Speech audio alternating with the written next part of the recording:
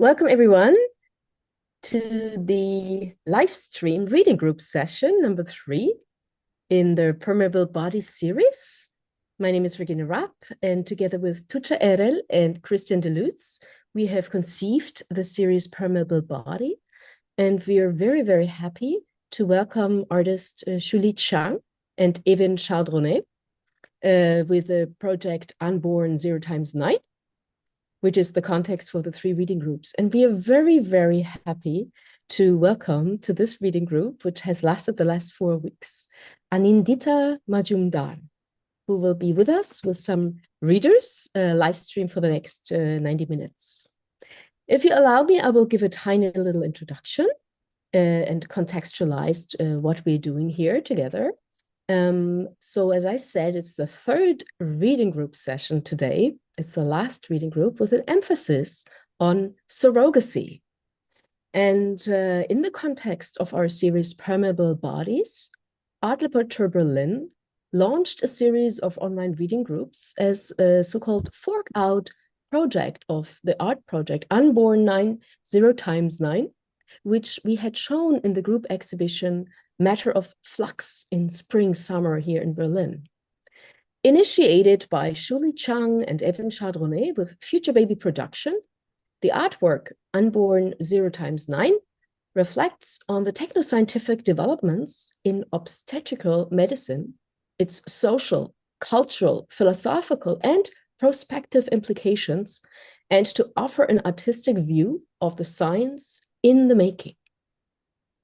So the 3rd online reading group, with a focus on surrogacy, Leihmutterschaft in German, was ongoing from the 16th of October until today.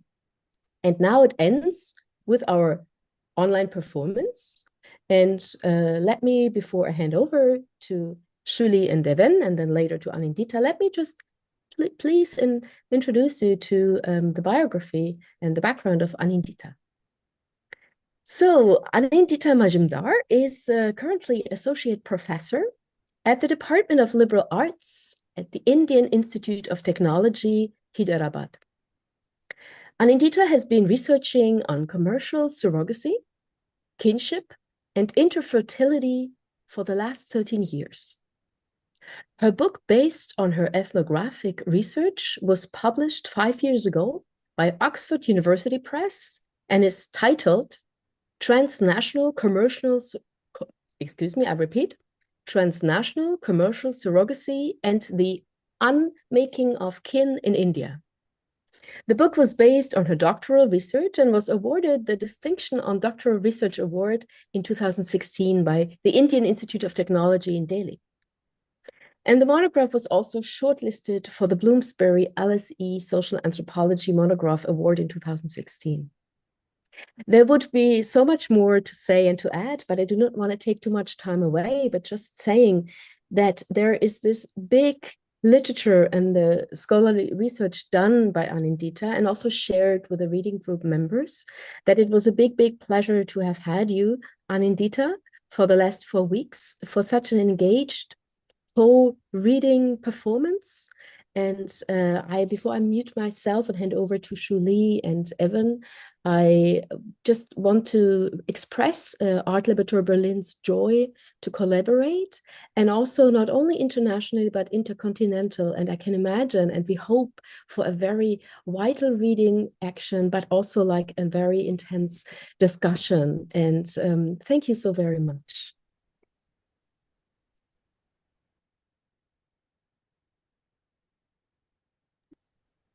Hello.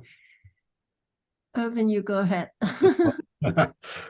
Well, thank you, Regine. And indeed, it's the last of the 3 reading groups.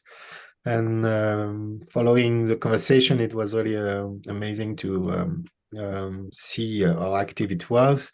Maybe this one, the surrogacy reading group, compared to the previous one, the Ectogenesis and Ultrasound ones, was bringing a lot of more, let's say, just because of the indeed topic and international commercial aspect of surrogacy, as Anindita been working on, the transnational commercial surrogacy, was bringing a lot more cultural perspective, and it was really interesting to discuss and read on that. So I can't wait listening now to the participants and to Anindita, and maybe Shuli, you want to say also something? Thank you again for participating in the group. Yeah, I actually want to just extend my gratitude and thank you to our laboratory Berlin, Tute, Kushan, and Regina for actually keep on going with our reading group project. It's a long cycle. I think we started in June and ending this month. So, but it is the most complete 3 reading groups, and it just gets more and more interesting. And I really also want to extend gratitude, thank you to the readers who are so engaging, and Anindita, of course, for leading it. And yeah, we're looking forward to the talk or the performance, as we call it. We consider reading as a performance. So yeah. Thank you so much. Thanks to Art Laboratory Berlin. Thanks to Ewen. Thanks to Shuli. Thanks to everyone. Thanks to Regine for such a wonderful introduction. And thanks to all the participants and readers. They were really fantastic. Wouldn't have been here, wouldn't have been able to do this without them. I want to start off with a particular image. I hope all of you can see it. The essence of the reading group on surrogacy was to provoke conversations around reproduction as an act of slavery, as an act of rebellion, as an act of commerce, as an act of labor. And to also look at all of these things as conflicting and coming together.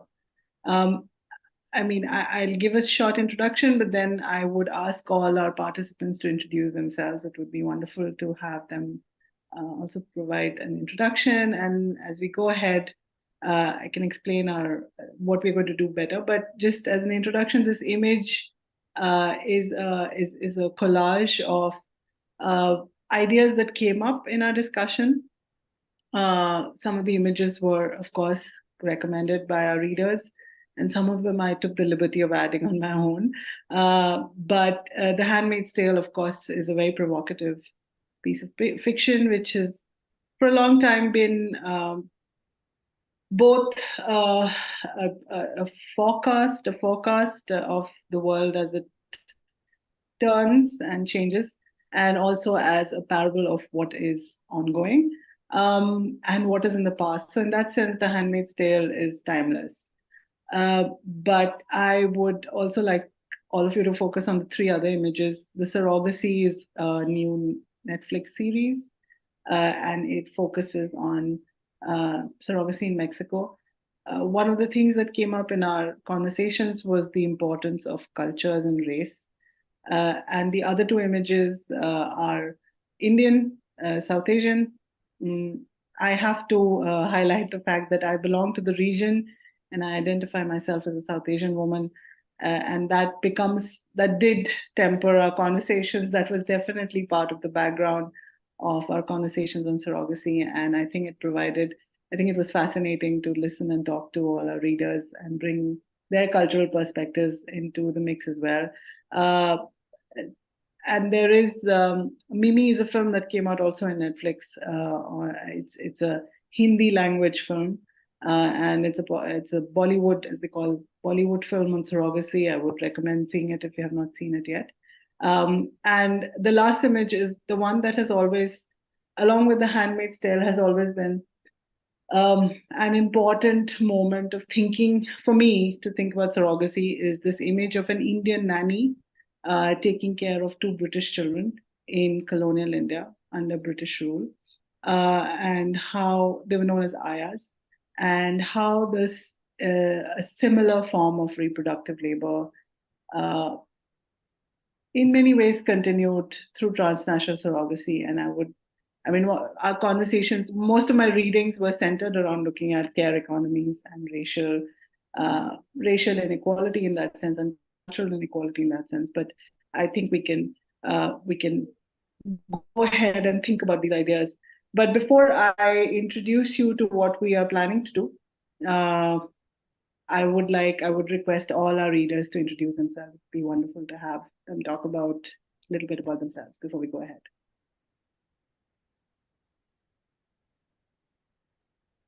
Okay, I will just, I can see Julieta on screen right now. So Julieta, do you want to go ahead, and then we can go ahead with the others?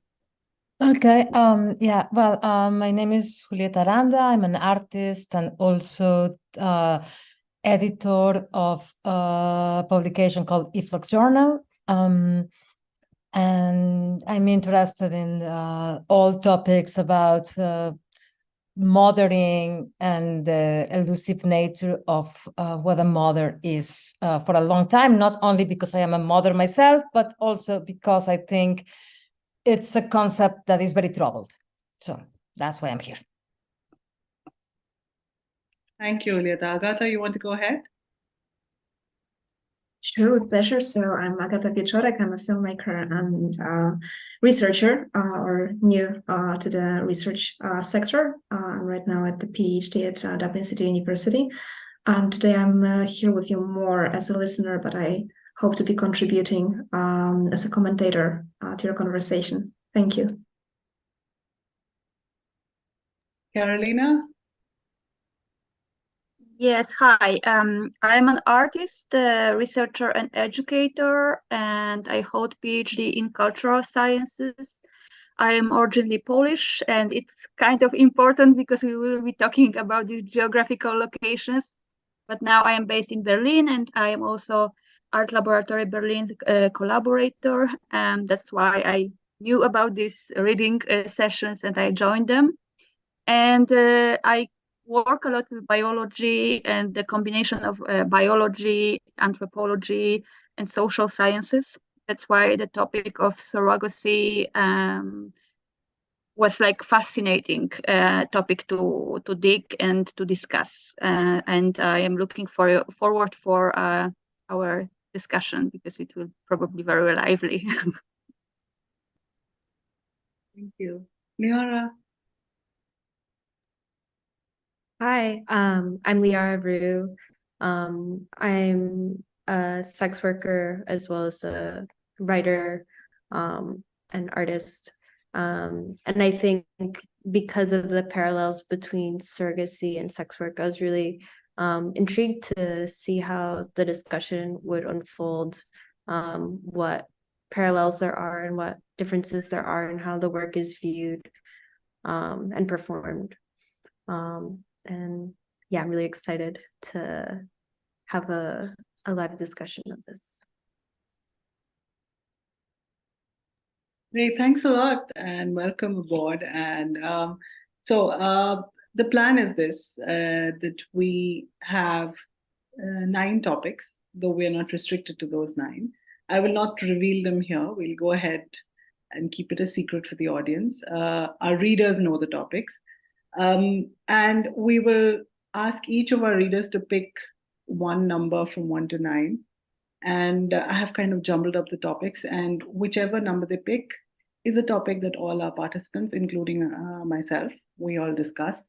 Whether you have something to say or not, it'll be just great to participate. So no pressure. Yeah, so who wants to start?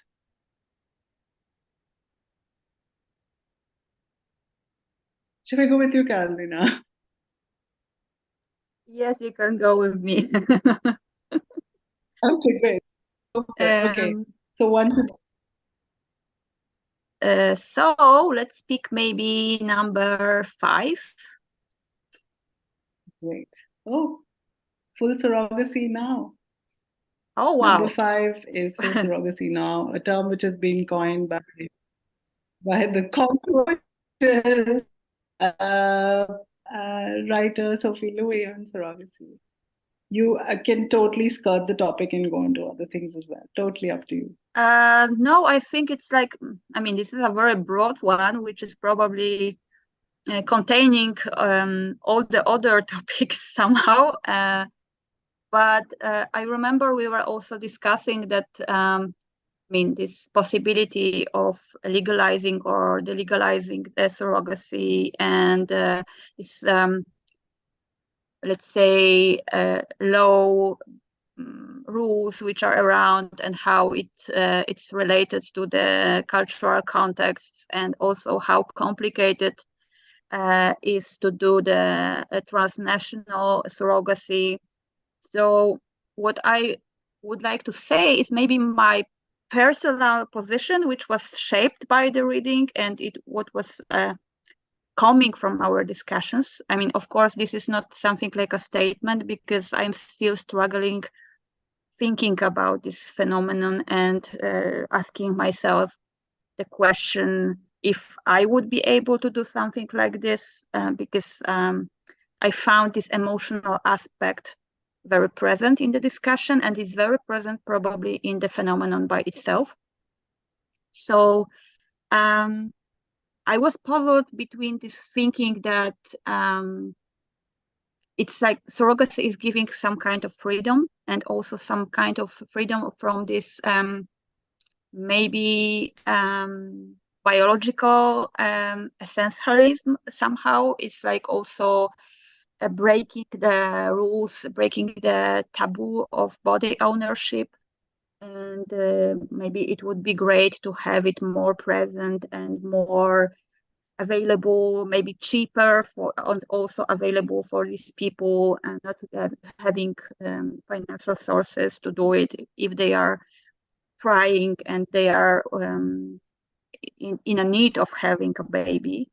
But on the other side, when we were discussing all these troubles and all these complications which are coming together with the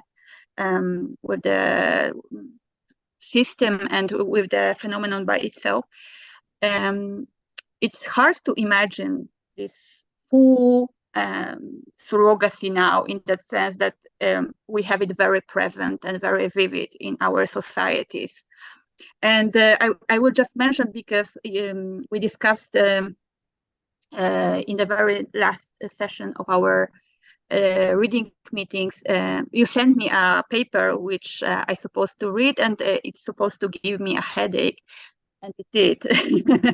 Because it was like showing this such a variety of combinations of these people, being givers, being takers, being from the same cycle, different cycles, from the same families. And yeah, this is giving a headache. So then when I imagine having it in a really huge, I mean, bigger scale than it is right now, I'm very confused, and it's very hard for me to imagine how to do that. So if you have any visions for that and any advices for the world, I'm very curious of your opinion.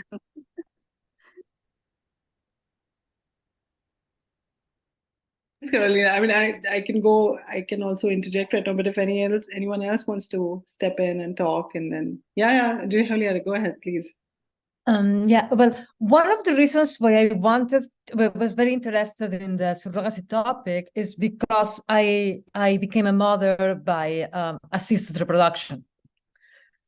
So I, instead of using a Danish sperm bank, which is what I initially wanted to do, and I bought the samples, instead of that, I ended up being convinced by a girlfriend of mine to do it with her boyfriend, on the premise that this was somebody that I knew. And I thought, okay, well, then instead of having my kid Googling anything later, he will know, everything from the beginning. Little did I knew that, throughout my pregnancy, it became clear that I was being seen as a surrogate. And there were a lot of, so at the end I had to kick 2 people out of my life. And I was like, no, come on. Really just disappear.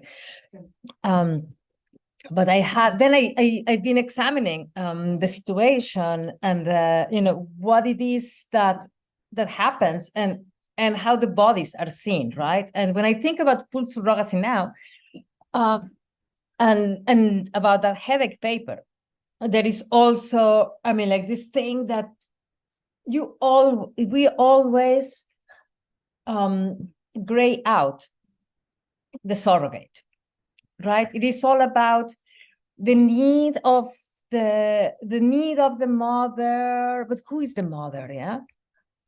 Like the image of the mother is very troubling, as I said before, because the mother is like Mother Earth. Yeah, we just expect is this ever-giving figure that only ever gives, doesn't take anything, and it's forever plentiful.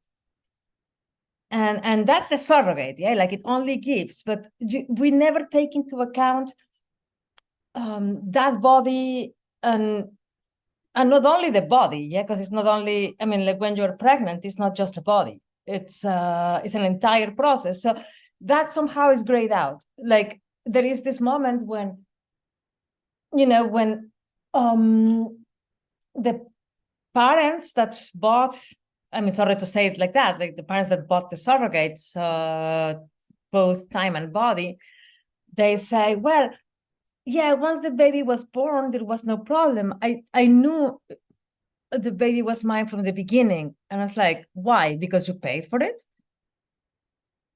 Like, is that why you knew? Anyway, this kind of like troubling the concepts and troubling the contexts. And I don't think that, I think that surrogates always say that it's a gift, like, because that's what they have. That's the script. They have to say, I do this because I want to do it because it's a gift. But I don't think that's what they all feel. So anyway, I want to tease out that in the conversation. Anyone else? Oh yeah, Agatha, go for it. Yeah, you don't have to raise your hand. Yeah, thank you. What comes to my mind from the very beginning, and I think this is what makes this situation invigorating, is that surrogacy is something that very much questions the definition of motherhood as such. And in order to really approach or accept surrogacy, we would have to really kind of completely change our approaches to motherhood. And again, depending probably on the culture, social, political setting, this approach is different. But I think quite globally, I think it's fair to say that motherhood is first of all seen as some sort of an axiomat of womanhood, right? It's right now, hopefully we are getting a little bit away from the binarity of gender. So gender is not necessarily the axiomat of either womanhood or malehood. But now giving birth is something that defines femininity. And I think surrogacy is another thing that also I think perplexes reproduction is the word labor is something that is reflected by the word labor, that means both reproduction in the sense of giving birth and work. And I think, again, surrogacy brings this together. And there was always some sort of entanglement and conflict getting out from here. So as long as we don't keep our old positions, very rigid ones toward motherhood, towards the womanhood, but also kind of entanglement between reproduction and production or work, I think surrogacy will be something that will be problematic. Well, in my opinion, it can be as much as a problem, as much as a solution, actually. But I suppose this is something that very much questions kind of patriarchy, obviously, but some sort of old systems that we exist in. Sorry that I'm talking vaguely, because these are quite large problems. You probably could write at least 10 PhDs upon from what I kind of moved here. But I think it's something, this kind of definitions and our positions towards those issues. This is something that comes out from the very beginning. And I think the Swiss surrogacy is I think after abortion, probably the next like big question when it comes to womanhood, reproduction, and labor, both meaning production, work, and giving birth.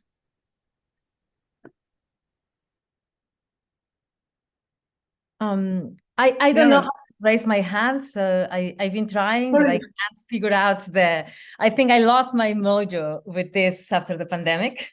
So sorry about that. I mean, you are touching onto, Agatha, into a very important point, which is the labor point, right? I think we were talking a little bit about that in the last session, about I brought up this term that all troubles me as much as motherhood troubles me, yeah, which is husbandry. And husbandry being the administration of resources and livestock. Because I remember when I was inseminated, I walked out of the clinic, I sat in the meridian, I called a friend and I said, you know what? I feel like a cow.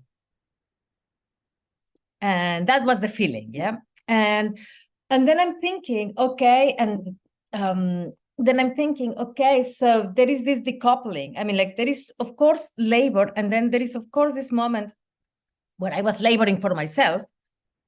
But there is as Silvia Federici puts it, on wages for housework.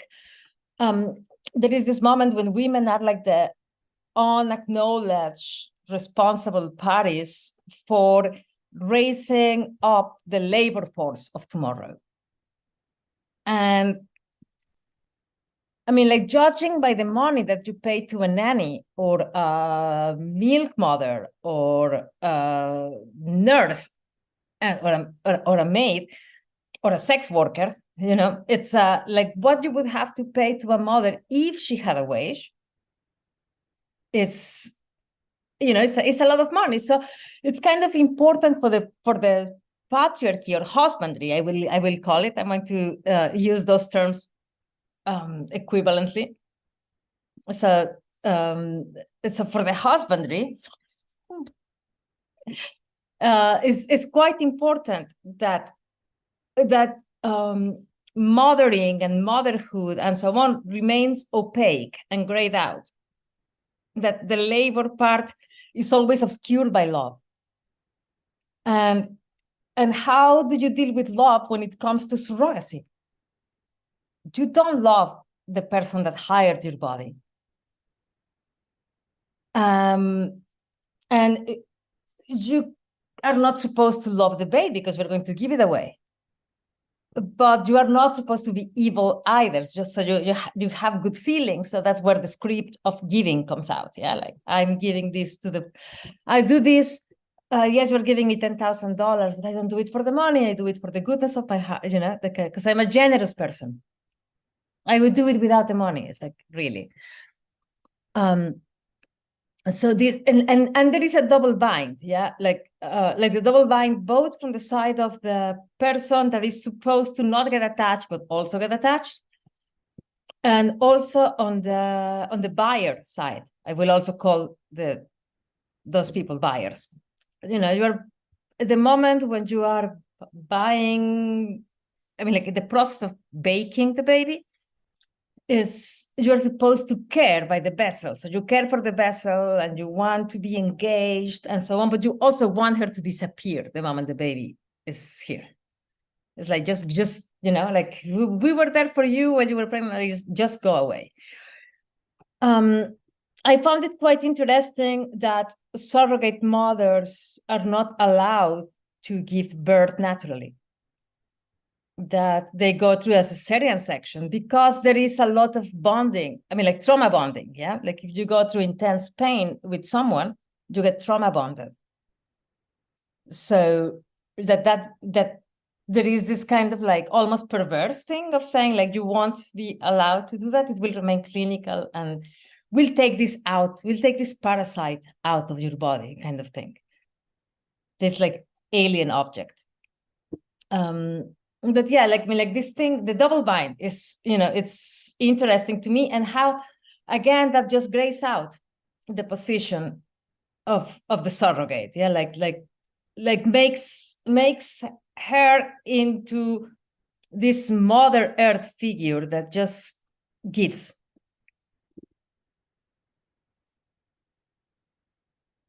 Thanks, Julieta. We'll get back to some of the points. I just allow, sorry, Liara, please go ahead.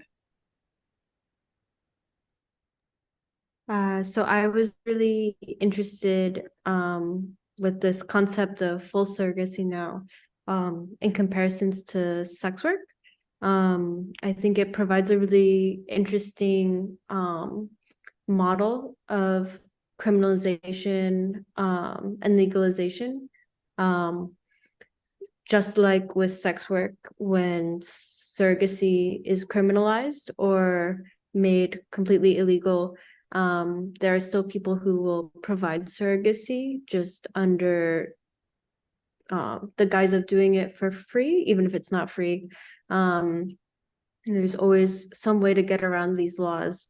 And so for me, for the protection of surrogates, if we really want to have their best interests at heart, looking at which models have protected the rights and safety of sex workers provides a really good model. And I think countries which allow either decriminalization or careful legalization that preserves the rights of sex workers, to me, protect both the health of sex workers and of clients, and really also foster an understanding of the public of, you know, what these services are. And I think it's really inspired me to think about how these two can be compared, because really they are both about renting the body. And I do think that these make very obvious how people are paying for bodies when they're paying for labor. One comparison that a lot of sex worker activists like to make when they talk about bodies being rented or being bought and sold is to compare sex workers to coal miners, and how coal miners also are essentially renting their bodies. But it's not necessarily seen that way because the type of labor that they're providing is different. But often the health issues that a coal miner might face can be very significant and sometimes worse than the health issues that a sex worker might encounter, depending, of course, on the nature of their work.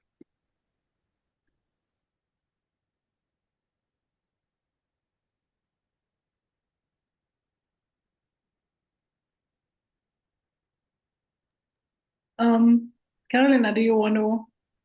Yes, if I just could follow up to what Julieta said.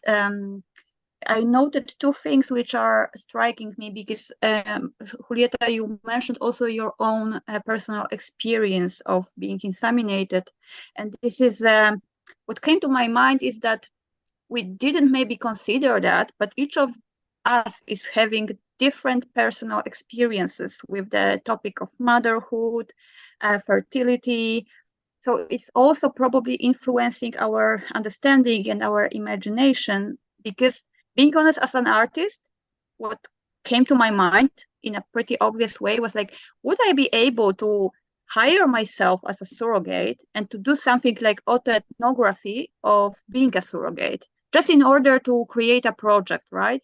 It would be kind of radical, but from the perspective of my relation to my body and to whatever I am caring for, would it be doable for me? And what came to my mind after that was like, no, it's too risky, because I know what kind of connection I built with my cat. So knowing that I am very sensitive and I am like caring immediately for something which is around me, and sometimes it's even caring about people which are not very close to my cycle. So it means that probably I would feel the connection with the baby growing inside my body very automatically, and it would be devastating to give the baby away as a product of my body, right? So this emotional aspect is all the time coming to my mind over and over whenever I am reading about regulations, about law, about this various combinations of egg donors and surrogates and intended parents in different circulations. It's like always getting back to this concept that, okay, we have a regulation, we made a deal. You are the surrogate, you are the egg donor, we are going to be the parents. But we are not considering what will happen in the meantime. The pregnancy is like 9 months, right? So, and this is crazy for the body because we have these hormonal things happening.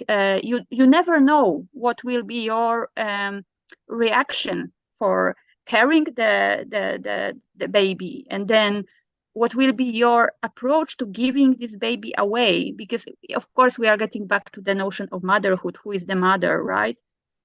But what we are having written, what we are having discussed theoretically, it's not easily applicable to real life and to the fact that we are living being which is like functioning in a way which is not fully controllable even by ourselves. So yeah, I think these emotional things maybe they are not so present in the discourse because in the last paper, for instance, there was like this there were these examples of, like, for instance, a daughter of a mother was like an egg donor, right?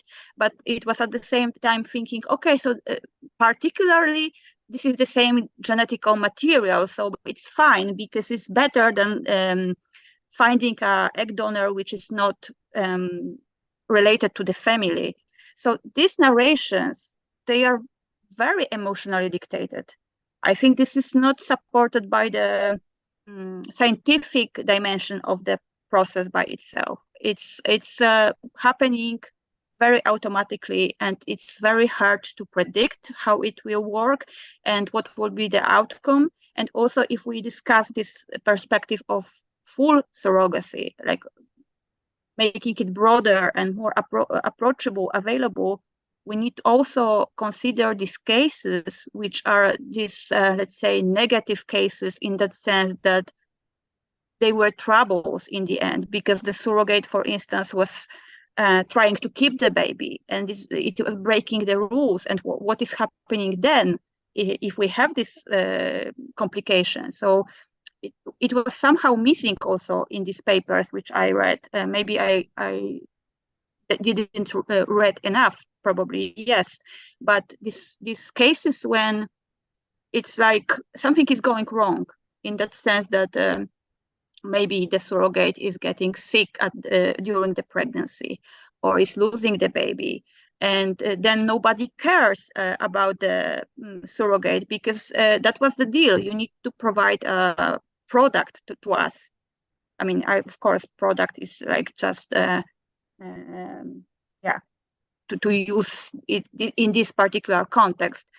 But yeah, I got interested in these situations which are, yes, with these failures of the process, that it's not working in a way which was written in the contract, and these yes, outputs which are uncontrollable, which are related to individual relation to the body, or simply like emotional background and mentality, and yeah, psychical structure. Thanks, Carolina. I just took a note of all the major points that came up, and a couple of things. So, well, obviously the idea of husbandry, we'll bring that up. The idea that the emotional aspect of the surrogate is ignored, that motherhood is femininity, and that motherhood itself carries with it this whole idea of giving. And what happens when you pay wages to be a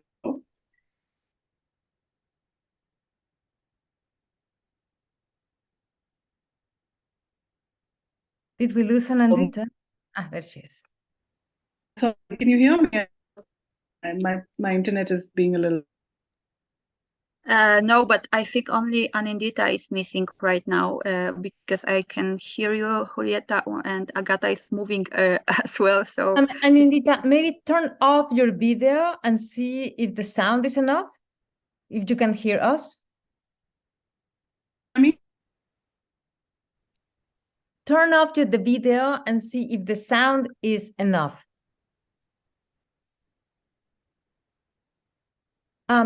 Try to speak now. Hey, can you hear me? I can hear you. Yes. Okay, great. So my video says off. Pandemic vibes. It's off my internet, which is being weird. So okay, great. No, so I was talking about how I think one of the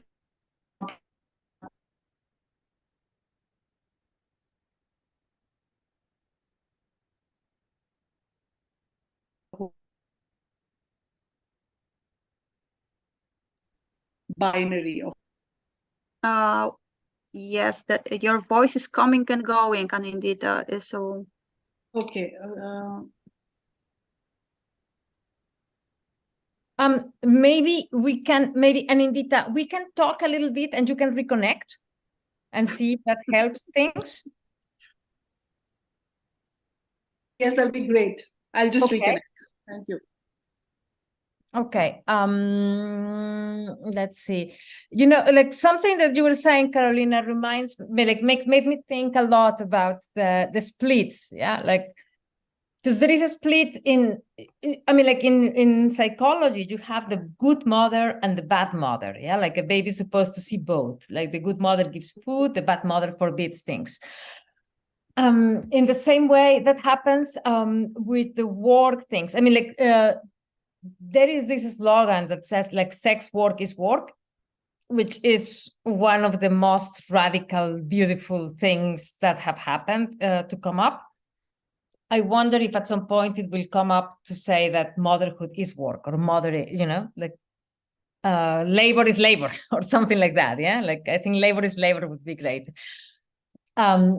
But I mean, like one thing that happens is, and I'm gonna mention a few of the splits. Yeah, like in the in sex work, the pleasure of the sex worker is never considered. You know, when you are having as in the definition, and that's what I mean, like the way that it's seen universally. Let's say when you describe what sex work is. Even though sex is supposed to be about being caring about your orgasm and the orgasm of your partner, when you think about sex work, it's about somebody providing you with an orgasm, but not so much about their own. And are they, I mean, like, and that is the question, are they entitled to an orgasm as well, or are they just entitled as money to money? And Liara, you can correct me on anything that I'm saying there. You probably have a lot more knowledge on that than me. But I'm using that to think about what is a surrogate entitled to, yeah? Are you entitled to an attachment? Are you entitled to a relationship with the baby, or are you just entitled to the money? I think what you said about the orgasm is really interesting, if I can just jump in. Yeah. Because at least there's different types of sex work, but the type of sex work that I was doing, especially, which people often call like girlfriend experience, a lot of my clients actually were very concerned about my pleasure and very concerned about my orgasm. And I would often have to perform pleasure. And I think this we all do in relationships. We all do. Of course, yes. But what I'm saying is this is something that people pay extra for, in fact, with sex work. And so it's considered almost like a premium service if they feel like there's an emotional connection and if they feel like you are also experiencing pleasure in the act. Which I think with surrogacy too, it might be something similar. I'm not totally sure, but I imagine that if and it also was because I was from a similar background to many of my clients. They felt more comfortable with me, and I imagine it might be something similar where people who are shopping for a surrogate might consider how much the surrogate cares about the baby, like, you know, not just that they're you know, taking care of their body in terms of feeding it well, but also like providing this sort of nurturing energy while the baby is present. And I imagine there'd be people who'd be very much willing to pay more. And I imagine it can become a bit of a performance there as well. I mean, just to finish with the double binds, yeah, like as I was saying, a couple of double binds. In the same way that of what you were saying about the girlfriend experience thing, there is, of course, people pay for the motherhood experience. Yeah, are you reading to the baby? Are you playing Mozart to the baby? Do you meditate while you have the baby? But of course, that all is for the baby. Is in the same way in which I guess the girlfriend experience is supposed, and it's a performative thing where you have to perform pleasure. It's a demand that the mother performs motherhood, but does she feel it? I mean, and those are the double binds, yeah, like, because it's supposed to end the moment that the baby is born. Whatever connection you have or perform, let's make it a gray zone, is supposed to end. You give the baby, and nobody is going to invite you to their first birthday. Nobody is going to tell you or send you their first baby shoes. Like, it's supposed to be over now and then, and it will not be the brother of your kids, even if it's half yours. It's not a half brother of anybody or sister. Yeah, like, and I mean, like, I think a lot of that, those double binds also come from the double binds that happened in reproduction. I can think of two. Like, I think one of them would be contraceptives, when you were able to separate reproduction from pleasure. And there is, like, this possibility and that possibility. And the other split I can think of is, of course, surrogacy, when you could separate motherhood from birth.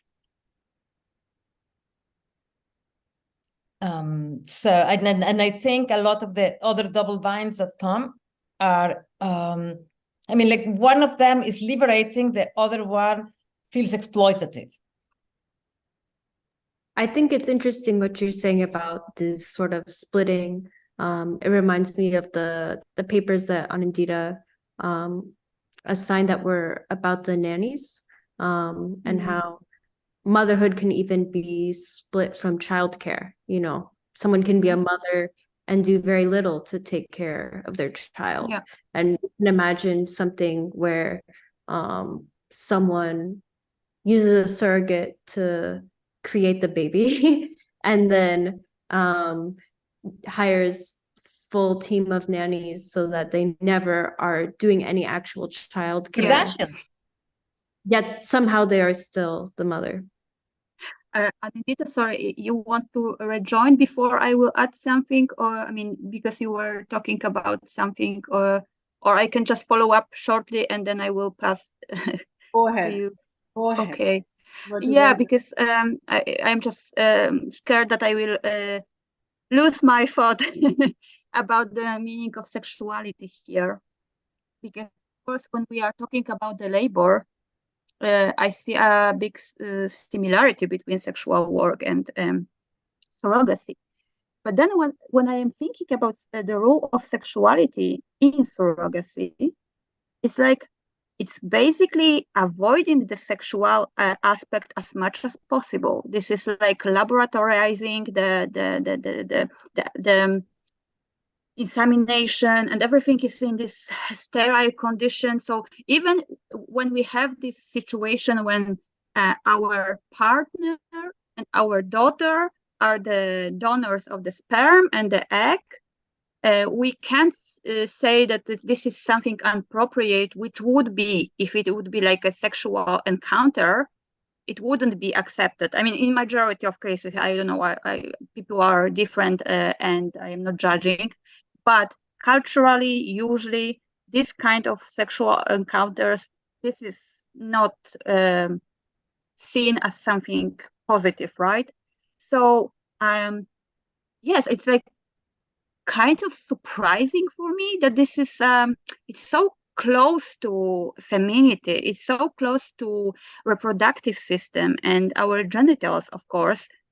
But this is, I mean, we would need to discuss probably what is also sexuality, not only motherhood. So then if we have this situation of being inseminated and then having the baby, is it something sexual if it's like growing in the area of our sexual organs, or is not sexual because there was no intercourse, so it was nothing sexual happening on the way to again create the baby. So yeah, I was just jumping to continue the topic of sexuality. I'm going to jump in for a second because something happens when you're pregnant. Yeah, I mean, like there are something that happens, and I was in a lot of single mothers by choice groups before I said, okay, you are all gross. Because a lot of the single moms by choice group are people that really like, either use surrogates or, which I didn't know, I thought it was all people that got inseminated, or feel somehow outside of this, like this relation thing. But something that happens, for example, when you're pregnant, I don't know if any of you has been pregnant. But something that happens when you're pregnant is the hormones, they make you horny as hell. So from the, and it is true, from the third month on, all you want is to have sex. I mean, like, you also smell things very deeply. You smell things, you can react to smells, and your body, I mean, like, there is this changes, hormonal changes. I remember talking to other people, and I was like, "Are you like? Is this normal?" It's like, "Yep, that's what happens in pregnancy." So how is that? Like that relationship. Again, there is like the graying out of the surrogate body. Yeah, like there is no addressing of her pain or her pleasure, of her love or her joy. It's like when you buy, I'm Mexican, so when you buy a nanny, and I'm sorry, I'm using crude words, but I want to say it like that. You buy a nanny, and you buy a living nanny to take care of your children. So she lives with your family 27 days a month, and then for 3 days she gets to go home a month. And she has kids. And you don't, it's like a kind of this kind of transaction where her relationship to her own family doesn't matter, like your relationship to the own product of your body that you may have gotten attached to is purposefully grayed out. If you are helping your mom or your cousin, at least there is a relationship is expected or given. But if you are, and I want to say helping, if you are transacting with a stranger, you are supposed, if you would reappear, they probably would call the cops, and they would be like, we're being stalked. Great. Thanks, Julieta. Agatha, go for it. Thanks. I think what for me, what is personally very, very telling is everything that Eliara and Julieta, you're both telling respectively your own personal experiences, right? Like insiders, so to speak, of particular situations. And what I'm sort of missing somehow in our conversation is the presence of actually a person who is a surrogate. I think that would be absolutely brilliant, because what kind of comes up as a question from what we are talking here is how actually people who practice surrogacy, how do they name this, how do they consider this, whether this is a work if this is a work, what are the elements of this work? So this is something that Julieta mentioned, and I think Julieta, you also somehow touched upon it. So for example, the engagement, performance, this is the word that Julieta used. Investment, obviously, this is what Julieta, you just said, right? That this particular activity, talking about labor reproduction, is necessarily including investment of your own body, time, resources, right? I mean, this is inevitable. So this is not something I don't think that we've got the legal working systems or systems that regulate work that could involve those elements normally. And this is again why surrogacy is so kind of problematic, objectively speaking, for the work system, for instance. And here what I think would be necessary to implement it in the existing part, unless we change this word, of course, would be to institutionalize it somehow. This is a very bad word. I don't like it. I prefer to use the word maybe more accurate, to protect it, because I think especially due to the investment of a surrogacy, you should be very much protected. And I think the same implies to sex workers. I think here, right, when you say institutionalization, sorry, of sex working, it's not really sounding very good. Protection, I think, is something that is better way to frame it. And the other thing in that context is also the relationship that I think is very much included in the, let's say, work of surrogate or labor of surrogacy. So the relationship between surrogate and people that she, let's say, collaborates with. And I think here we are going to go into the dead end in the moment if this relationship is going to end up being hierarchical, right? If it's not linear. And I think this is something that has been very much present in the entire history of reproduction, speaking both about labor as mothering, childbearing, and as work. One quick thing is, and of course this is a dream, right? Like while there is a hierarchical relationship, even between the mother and a father, you can see it between the sperm donor and the surrogate. There is a big difference. Like the sperm donor is not accountable for anything. The surrogate is accountable for everything. The same way, there is a difference between the mother and the father. What the father is entitled to do, the freedoms that they get, and what the mother gets. And that gets transposed to the surrogate body, who is the mother, and the couple that's buying the baby, who is the father, as a unit, right? And that's all very troubling. And like what I just wish is that surrogacy was a process of making kin. So you are buying not just a baby, you are entering into a relationship with someone that will be in your life and the baby's life, because that's the condition. That's what happens. Like if surrogacy was something like that, where that avenue is open, I think I would be a lot more comfortable with it. Where there is not only the money that you're supporting your baby, you will support it once they are born. So why won't you support it when they are not born yet? But you also enter, like there is like the possibility for that emotional exchange there.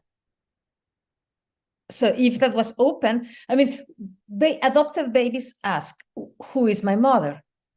So why would surrogate babies not ask that? I mean, it's just, like these things, like the idea of like making kin, just like, and these are possibilities for making kin, which is a dream of people that are also saying there are too many babies. How do we make connection, being gregarious beings as we are? How do we make kin? Well, that's there. Let's make kin.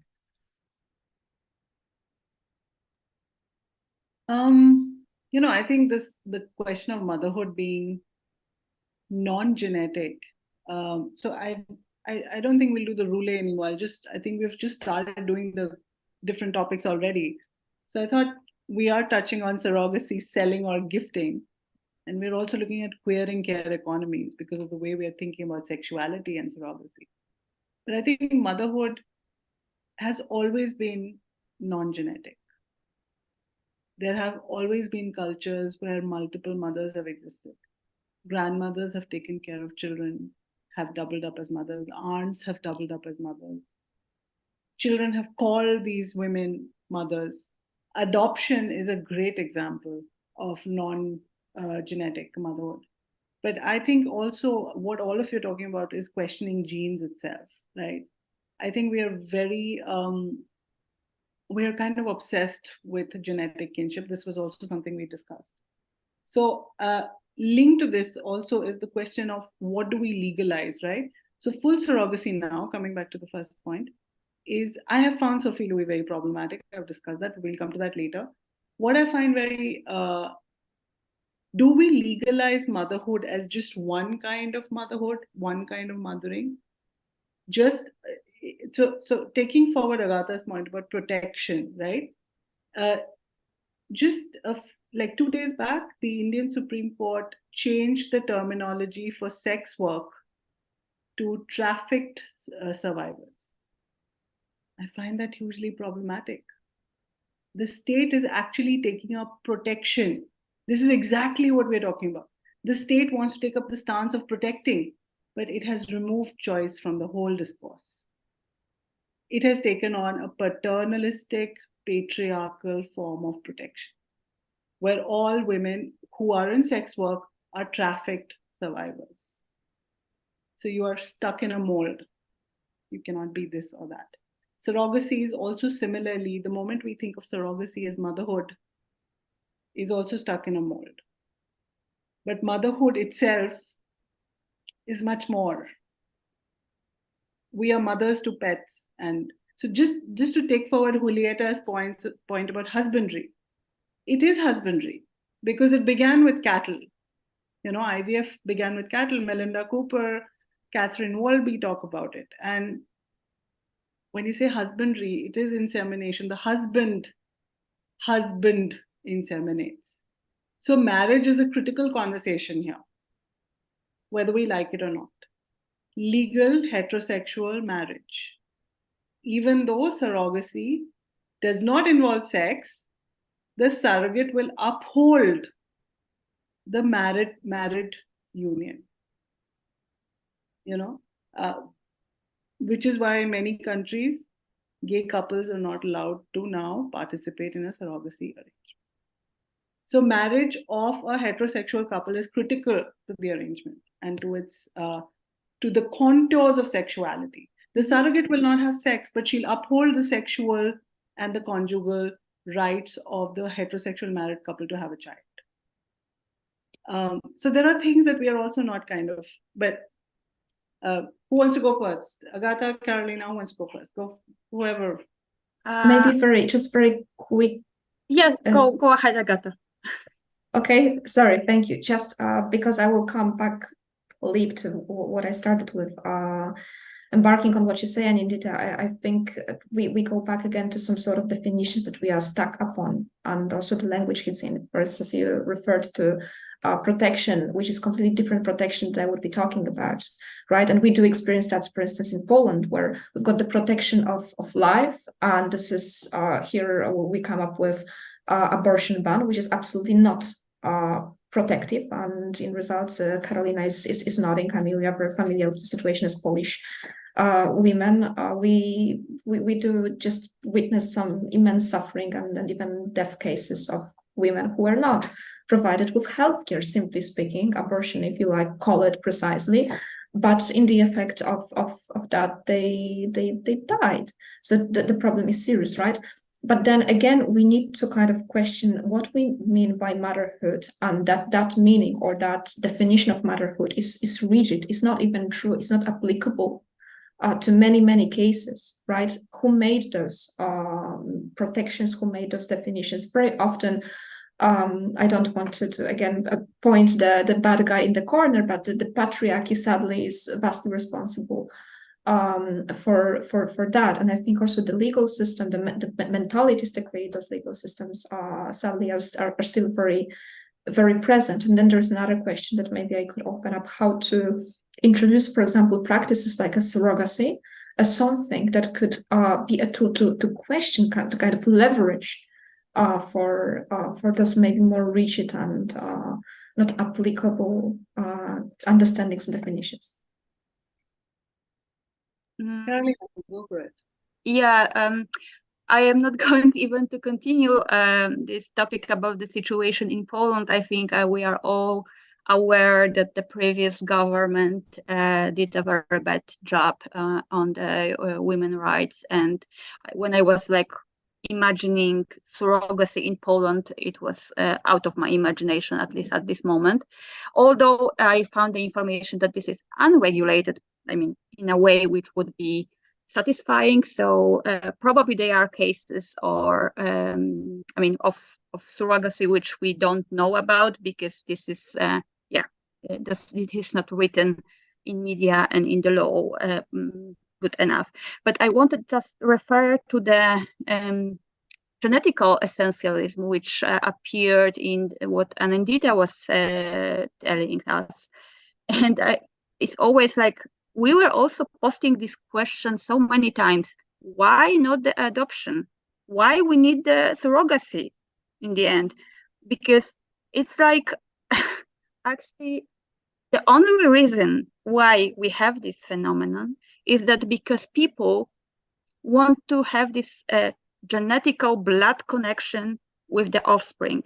So we had in this text so many examples of these combinations, how to do it to continue our cattle somehow, to have this feeling that there is something coming from our body and pass to the body of the baby. Because even if we think about gay couples, they can be like mothers, let's say. They can be even very good mothers because they are caring people and they have this openness to take care of the baby. And we have so many babies and kids who need our help, our care. So why this is not the first solution for us, that we go to give the love, to give the emotional attention to these kids which are already in the world, right? Why we need so many combinations, so many risks, so many medical operations, just in order to have these genes present in the blood, in the body of the baby, right? This is something which is striking me a lot, that we are so stuck in this determinism, let's say, gene determinism. But what's funny is, again, there is a double bind. Like there is like the perpetual double bind with this process, right? Like there is that was a lot in this beautiful text, Chasing the Blood Tie. That, of course, like there is this. I mean, like whatever happens, of course, something happens to the relationship between the mother and the father of that couple, where somebody has to take a back seat because they are not the mother, even though they will be the mother, kind of thing. And the surrogate, like, and what matters there is that the father is passing on the seed. It's like, again, this patriarchal thing. And there is this genetic thing that matters, but wait a second, the surrogate also has genetic material in the works. Why that doesn't matter? So, like, there is, again, like I'm chasing this thing, but there is this is half of something. And when you think also about, like, even if it was just an egg donor and the surrogate was just housing the baby, there is mitochondrial DNA, right? So there is always this involvement, entanglement. It's you don't get out clean. I mean, like, you are imbricated. So I mean, like, that's the one thing that I am very perplexed at. Like what would surrogacy be like if it was not structured through a patriarchal sense? That's one question that I wondered about. And the other thing I wanted to say, which is along what Carolina was saying, it has to do with if we separate mothering from giving birth. We were talking about, like Anindita, you mentioned how many women have been caring for children, aunts and grandmothers, and so on. And I think that mothering is not a province of womanhood, doesn't have to be. So how about mothering as a genderless construct? Let's mother these ducks, let's mother these cows, let's mother these babies, let's mother this building, let's mother this thing, yeah? I mean, well, now Sophie Levis is coming. And this radical thinking about the watering of our bodies as a basis for the potential motherhood of everyone. That's like fluidity, which is like basic for carrying the baby, because we have these amniotic liquids which are carrying the baby, feeding the baby. And this is also very related, as we discussed, with the cultural position of the scholar and researcher, that she's, let's say, creating these visions which are speculative design visions. And of course, if we are reading it in a sense which would be adaptable to the reality, if of course this is something which is metaphorical, that she, as I believe she mentioned something like this, trying to suggest something what Julieta just said. Let's do a radical kinship, right? And this is also getting back to Haraway and so many other scholars, female scholars from new materialism. Let's build the entanglement and relations on something different than only the blood kinship. But it was it's very interesting again that we have these speculations which are appearing in this Western academia environment, and I believe they are also different kind of ideas and different kind of researching this phenomenon in these countries where the phenomenon is present, and when it's much easier to get these real surrogates and the real intended parents.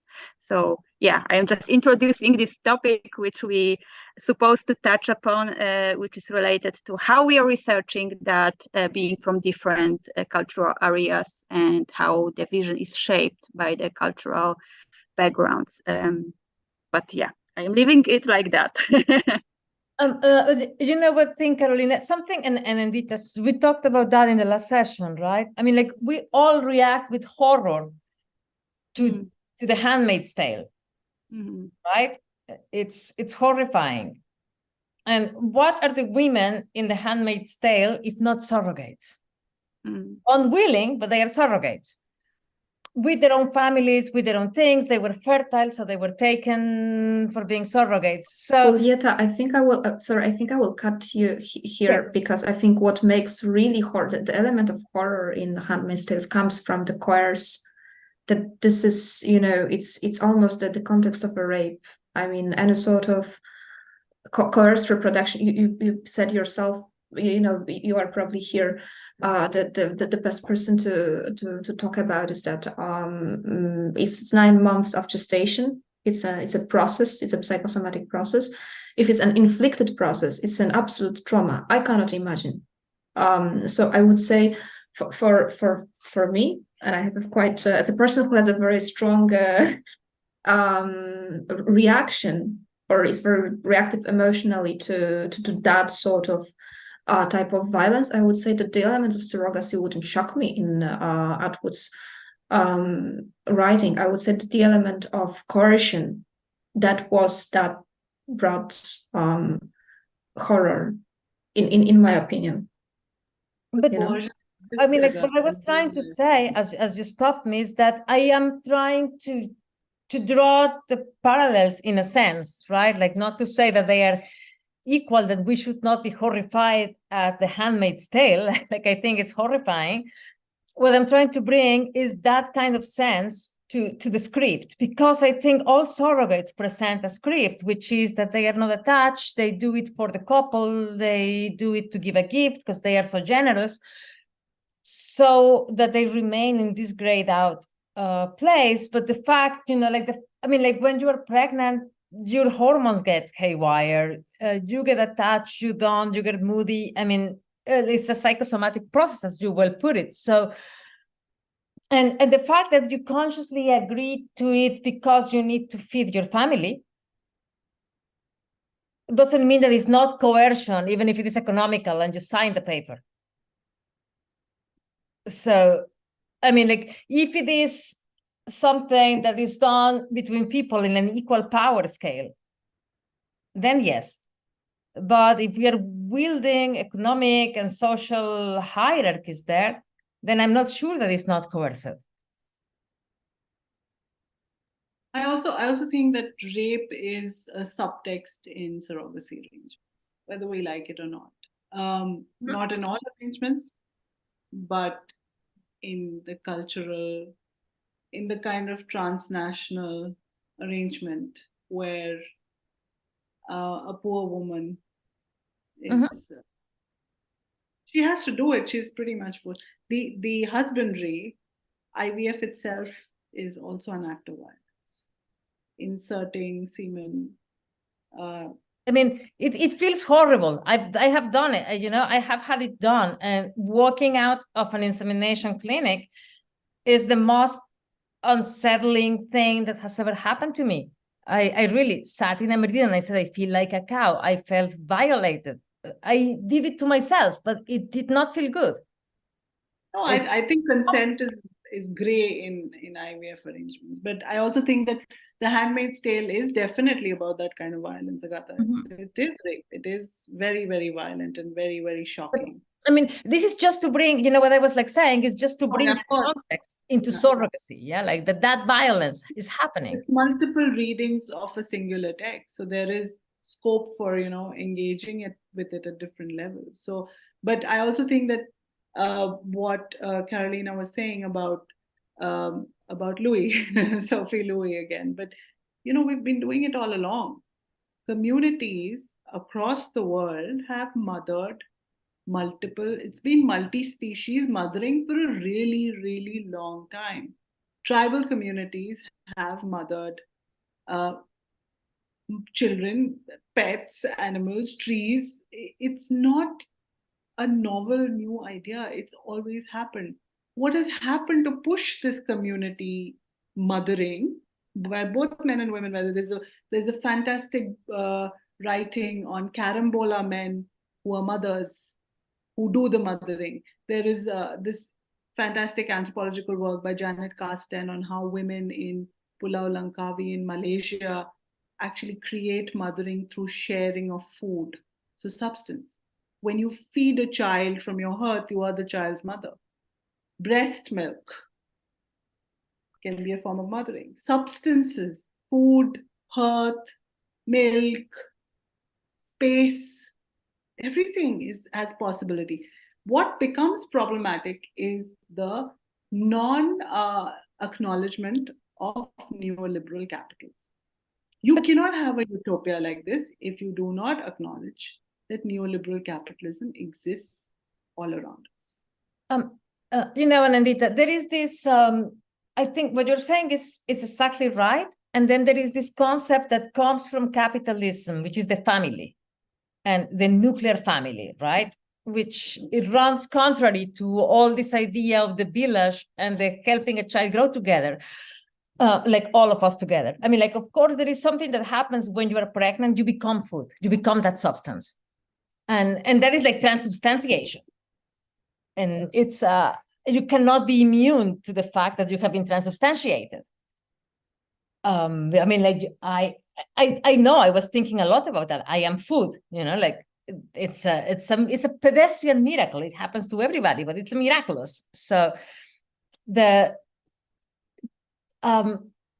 what happened, like, and I go back to this Margaret Thatcher saying, like, society, there is no society. What we have is families. And this moment when everything was partitioned, and there is this, like, the domain of responsible upbringing and things was sort of like split and atomized, so that we don't assemble. I mean, like, the more advanced capitalist place we live in, the less engaged we are with each other. The higher classes are less engaged with each other than lower classes. So, I mean, like, I grew up Mexican, lower class, and there was like so much social cohesion. Now I live as a German upper class or middle upper class. No, I don't even know the names of the people in my building. And that is that's the difference.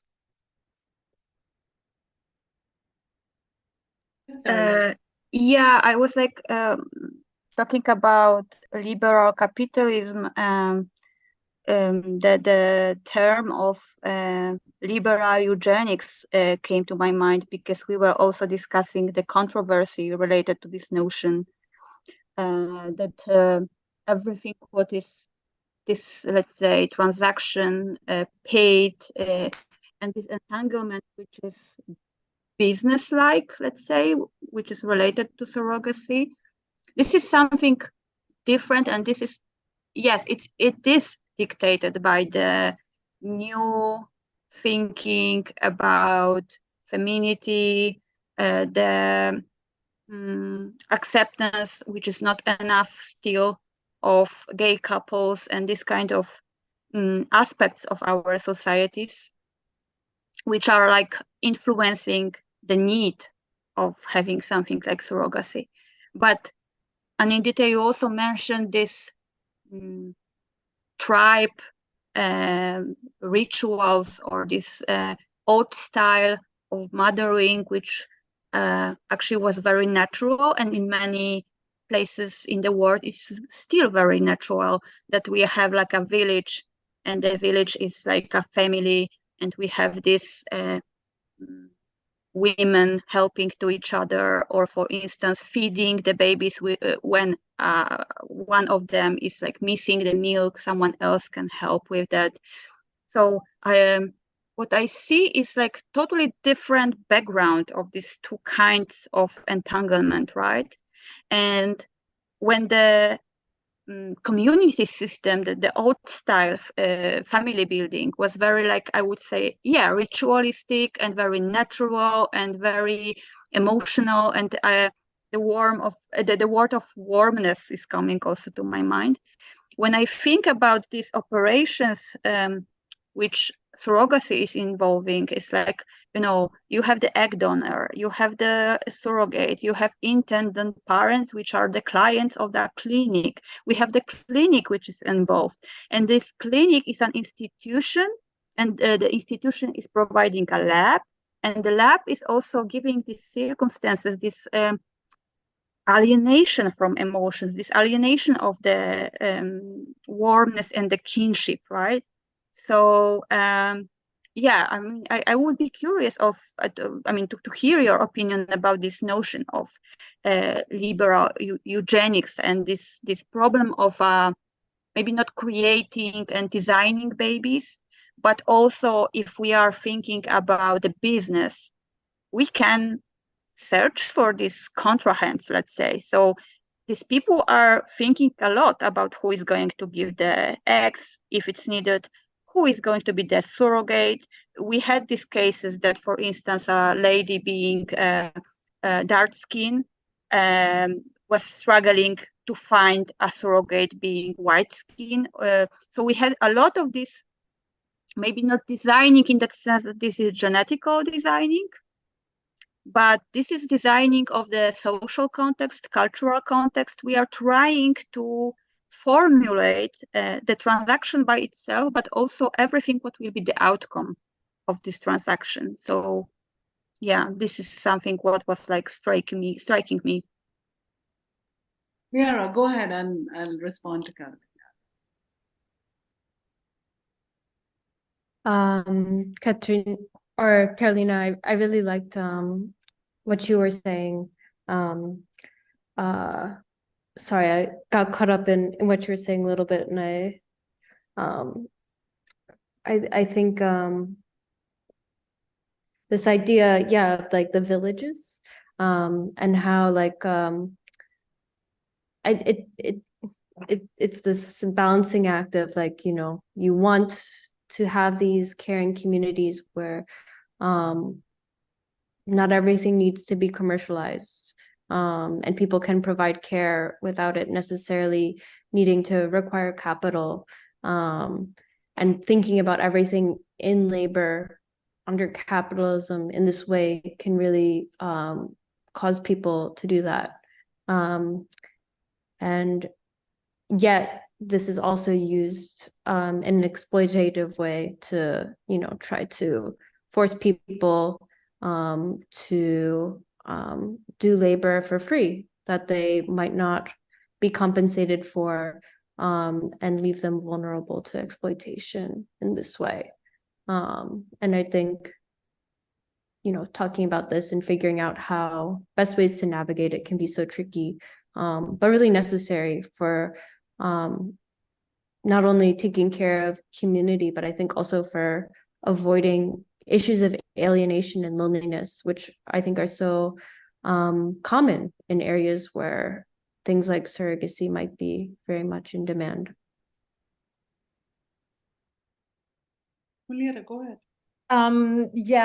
Well, like I'm sorry, I'm losing my train of thought all of a sudden. No, why? Oh my God, why that happened? I had something. That's why I'm losing my train of thought. That's Leon. Okay, go away. I love you. I mean, God, no, I'm sorry. I just got super distracted and I lost entirely this thing. Super important thing that I wanted to say. So sorry. You can talking about the motherhood. I mean, like it was about we were talking about like motherhood, responsibility, the villages. Yeah, no, it just went away. It was in my mind, it was very important, but I got distracted as you saw, and it went away. So it will come back, hopefully. We can come back. No, I was Caroline, I was also thinking about you know, changing how it's not always that the community in the villages were super, we do romanticize, you know, and the violence endemic to that practice is very much present as well, as to, you know, the feeding is the beautiful outer image, but villages have gone. I also want to reiterate that what Julieta was talking about, you know, the class system of the urban setup where neoliberal capitalism has led to this separation of the community. I think it's there. It's there in our lives. It's there in the urban setup. It's in the creche. It's in the community support. It's in the way in which people do see a child who doesn't have food or a neighbor will extend that kind of support. It exists. It's just that I think we create an image of a social setup which is estranged. And there is a lot of politics behind that kind of. So that kind of imagination is also linked, and we cannot forget that the way in which surrogacy is practiced today is essentially linked to IVF. We cannot forget IVF. IVF is a very important part of that kind of, that usurpation of motherhood, or the usurpation of the idea of parenting. So tech, markets, the way in which we imagine neoliberal capitalism working with science and tech, they're very closely interlinked. Industry supports innovation and patent because it adds commerce and value. So surrogacy without IVF, in the way it's currently practiced, would be doing injustice to the way we think of femininity, motherhood, all the issues that we've been bringing up. So tech is very much part of this narrative. It has made it possible to have asexual reproduction, what they call asexual, without so-called intimacy, even though intimacy exists in different layers. I think it's not just sexual intimacy, it is emotional intimacy, it is also monetary intimacy, it is so many different things are happening. There's physical intimacy. But the tech is critical to the way we think of surrogacy today and the alienation from the self. So that has that, and critically, the breakup of motherhood and the pedestalization of fatherhood. Because in surrogacy, the father is, even though there may be a sperm donor, but fatherhood is pedestalized and motherhood is disaggregated. And that is, the tech has to be acknowledged here. Sorry, Juliera, go ahead. I remember. I finally remember. No, but I think like the mother is always a surrogate. No, it doesn't matter if you were giving birth in a couple. You are always a surrogate for the passing down of the line of a bloodline, which is not essentially is not yours, and it comes to how are last names passed. At least in Mexican culture, in most cultures, the father's names is what is passed. So you just become a vessel, and you know, like at least a surrogate gets paid. You don't get paid as if you're a willing mother. Yeah, I wish I mean, like, no, I was a willing mother for myself. That's a different thing. But then, I mean, like, one of the things that came up there is you were talking about motherhood without intimacy, and I would argue there. What is intimacy? I cannot imagine something more intimate than growing a baby inside my body. What there is not is proximity between the genetic donors. So, but you know, during the pandemic, we saw that it was possible to develop intimacies without proximity, right? We could get close to each other. We tried to get close to each other without being next to each other because bad things could happen. So, yeah, that's one thing. The other thing is, like, as we were talking about, like the you know, like this like sublime idea of the baby being born and so on, and how there is this kind of contract, and it in the same way that it doesn't account for anything bad happening to the surrogate, it doesn't account for any, I mean, like when you are pregnant, they tell you this is almost deadly, this is going to be a wonderful and terrible time, blah, blah, blah, blah, blah. When you're a surrogate, it's supposed to just be, you know, nothing, you keep going about your life. There's no magic, there's nothing. And so this, the same concept can be so adjustable is crazy. I'm getting to what I was like saying. And of course, the village idea and so on is social cohesion that does not happen in upper classes.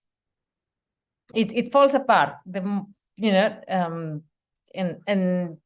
that's a thing. But now, the real thing that I wanted to say is, like, in the same way that we are not accounting for whatever happens to the mother, the one thing that we are not accounting for is what could happen to the baby. So what happens when the baby is born disabled?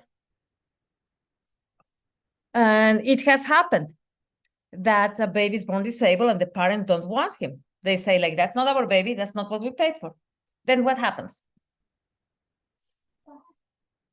And that's just, I mean, like, that's a question I want to pose. Who owns that baby? The surrogate mother can say, like, that's not my baby. I was just a body for hire.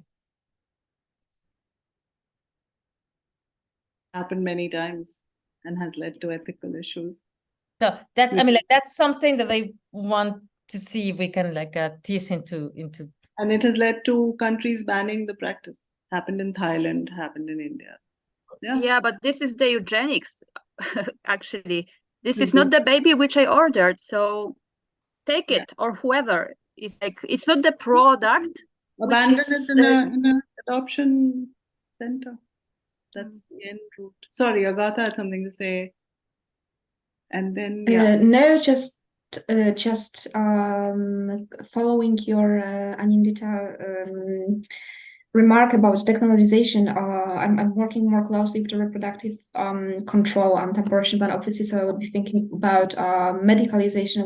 This is more an open question, would you link those two because they somehow come together? And another thing is, after this conversation, also you made a very good point when it comes to linking that surrogacy to neocapitalism, because obviously, as much as this is a concept that I think has strong points, maybe only on the theoretical level, that it questions again the definitions, right, the motherhood, and it somehow gives the agency or independency, if you want, to reproductive choices and choices about parenting. At the same time, I do agree, and I also do hear, for example, Julieta's experiences, and you know, it's quite painful to hear someone saying, "I felt like a cow," in the pejorative sense, obviously. So that's just a remark, and then of course maybe just as my little hobby, so the medicalization aspect that I would like to touch upon here. Thanks, Agatha. I wanted to actually, through the reading, if you want to read more about what surrogates say, there is one of the articles I refer to in the list by Zuza Berendt on surrogacy losses, where they're articulating a miscarriage, you know. But also, I think ethnographies are very good ways to actually think about surrogacy and how it's felt. I have felt that women who are socially disenfranchised, including African American women, women from the global South, women who are struggling through war zones, such as Ukrainian women right now, have a lot more to say about what they feel surrogacy really is. Pragmatism has a lot. We feel our bodies, we feel our pregnancy. Surrogates do go through a lot of pain. But I think that one of the reasons why surrogacy contracts prefer women who already have living children is so that, you know, they do not feel the loss of the child they carry. So there is the politics of discourse that I want to also look at. But we will, Carolina will have the last say, and then we will wrap up this session. Unfortunately, we'll have to wrap it up. But Carolina, please go ahead. No, I was just going to ask you, Anindita, if you know about these cases, actually solutions of these cases when the intended parents are not happy because something happened during the pregnancy, and the kid is sick or disabled. What is the regulation behind? It's like they are obliged to somehow take the baby, to care about the baby, because, as Julieta said, the surrogate is actually hired only to carry the pregnancy, right? So I am curious if the law is like open and acknowledge these situations that we have these miscarriages. And I read that in case of miscarriages, it was very dramatic because the surrogate was left alone. It was like caring about the medical issues during the pregnancy. But when the miscarriage happened, the intended parents were like, we are not here. It's like the deal is broken, so we are not interested in you anymore. So yes, if you know about what is happening with these children being born with this physical disability or some sicknesses which are serious.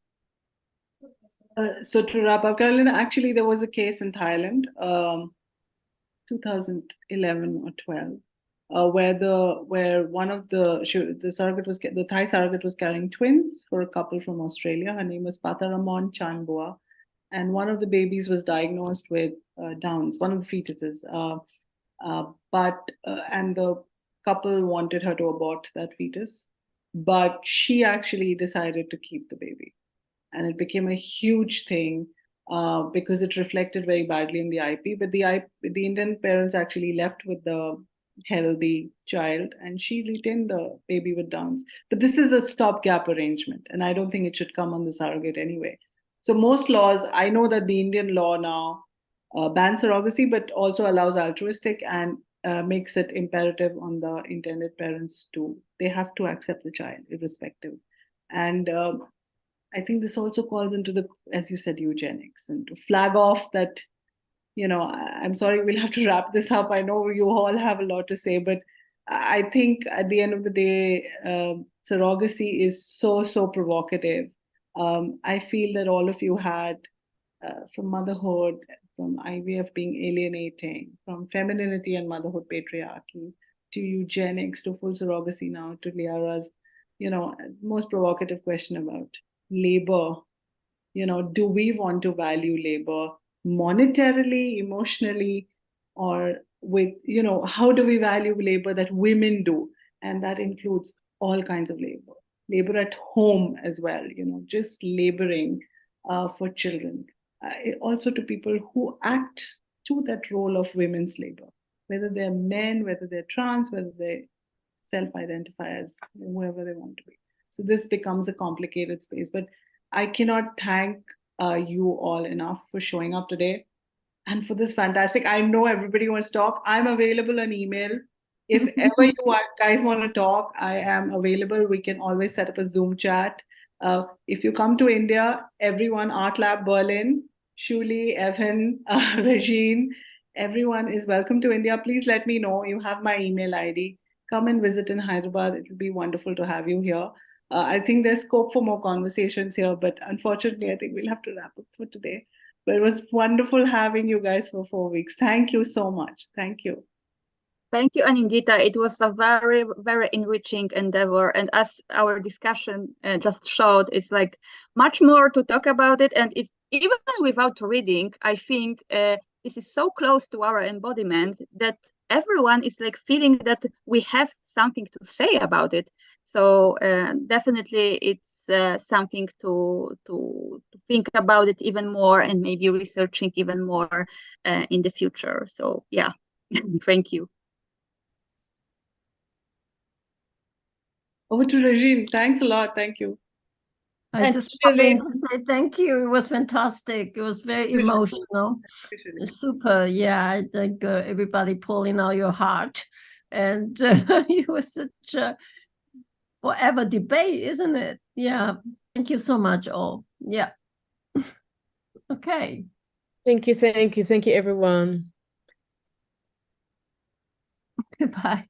All right, we'll call it today. Bye. Good night. All right. Good night. Thank you for now. So much. Ciao. Yeah. Ciao. Thank you so much. Bye. Bye. Bye.